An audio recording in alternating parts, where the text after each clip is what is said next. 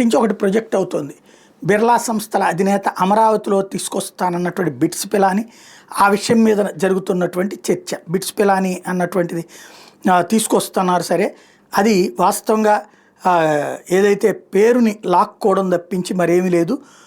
యాక్చువల్గా బిట్స్ పిలానికి సంబంధించింది జగన్ టైంలోనే ఓకే అయినటువంటి ప్రాజెక్టుని ఇప్పుడు అమల్లోకి తీసుకొస్తున్నారు, అంతకు మించి మరేమీ లేదు. దాన్ని అంతా కూడా ఎవరైనా సరే క్రెడిట్ లాగేసుకోవడం అన్నటువంటిది చంద్రబాబు గారికే చెందుతుంది అన్నటువంటి కోణంలో ప్రొజెక్ట్ చేసుకుంటూ వస్తున్నారు. అప్పట్లో జరిగినటువంటి అంటే బిట్స్ పిలానికి సంబంధించి జరిగినటువంటి మీటింగు, ఆ మీటింగ్ సందర్భంగా జరిగినటువంటి స్పీచ్ని హైలైట్ చేస్తూ అప్పట్లో బిర్లా వచ్చి ఏది యాక్సెప్ట్ చేసినటువంటి విషయాన్ని వీళ్ళు హైలైట్ చేస్తున్నారు. ఆ రోజున జరిగింది ఇది అన్నటువంటి.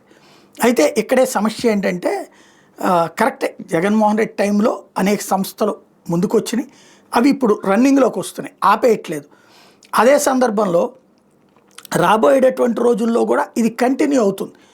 ఎవరు పూర్తి చేస్తారు అన్న దాని మీద డిపెండ్ అయి ఉంటుంది.